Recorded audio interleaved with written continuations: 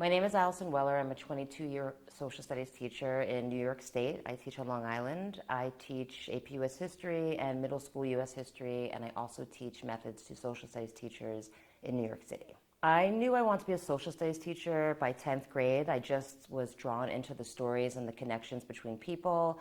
I also thought I wanted to be a literature teacher, but then I thought I might get stuck teaching grammar. So I decided I would take the history route, but I mean, really from 10th grade on, I knew I wanted to become a history teacher, and I've just been pursuing that and trying to learn, different histories about different people and the connections really most of my career. So I've just loved being a lifelong learner and trying to instill that really in my students.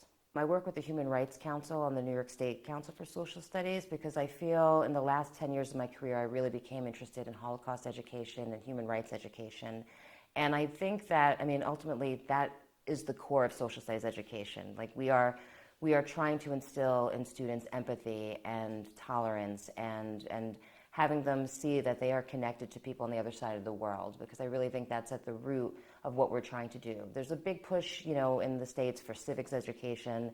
That is civics education, right? It's about being engaged and being active global participants in society. And I think that our students, they're connected on the internet, they're connected on their phone, but they have to really learn who they're connecting to and just learn more about the different people of the world and how we really are all connected in some way or another. The Armenian Genocide is absolutely an essential piece of social studies education that unfortunately I don't think is the focus of human rights education. I mean, as we all know, it tends to be the Holocaust, and even myself, when I taught the Facing History course and created the Facing History course, I used the Armenian Genocide sort of to introduce the topics of genocide, but almost like as a stepping stone to get us into the Holocaust, and that was sort of the showpiece. And after participating in this program, I really feel that I would completely reframe that course. I feel the Armenian Genocide, perhaps more than the Holocaust, it has such a connection to today, which I did not really grasp until I participated in this program. How in peril Armenia is today and how second, third, fourth generation Armenians are still so connected to the motherland and the genocide and the just sort of, how that's still this collective trauma that gets passed down over and over again. So I really think, to go back to the question, the Armenian Genocide is or should be a focus of social studies education. Students tend to think, why do we need to learn history? This happened so long ago.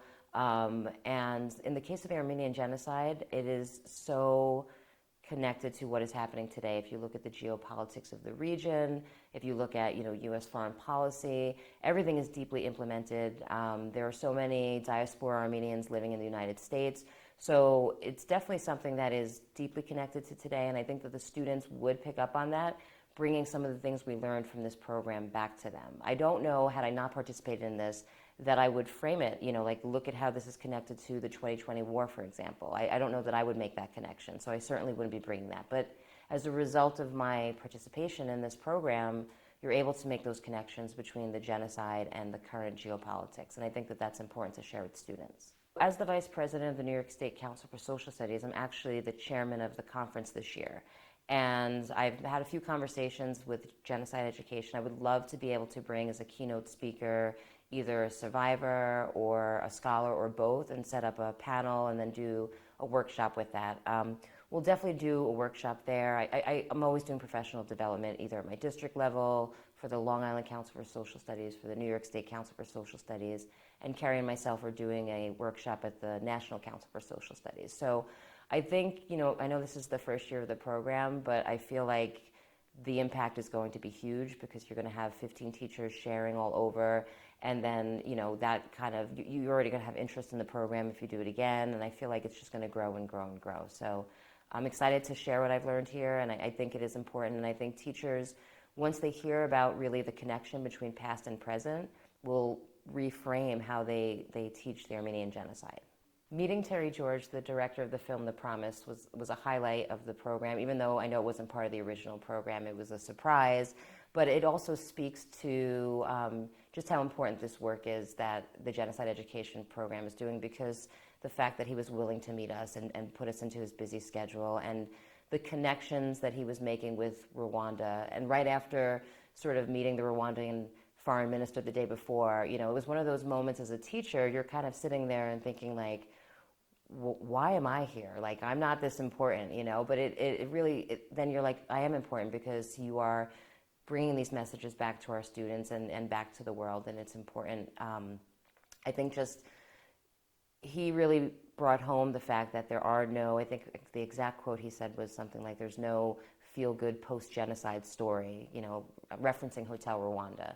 And I think Armenia is a perfect example of that. Well, I loved all the monasteries, but I really particularly loved climbing down into St. Gregory's dungeon. I just thought that was something that was so unique. I travel a lot, but I've never done anything like that. And just, you know, there was multiple things that happened down there. It was just being there was kind of interesting. And then I think I had mentioned this, but just the Armenian child who was visiting from Australia, and somebody asked, you know, where are you from? And he said, I'm from Australia, but this is my motherland. That just, I mean, that will stick with me forever. It's a story I would share with people. So I just, you know, when you're in a place and like these magical moments happen, so that really for me, I think was my favorite field trip. I think the monasteries were an important part of the program because, you know, it's part of the genocide is people were being persecuted because they were Christian. So to understand, like, it's the core of the identity of the Armenian people.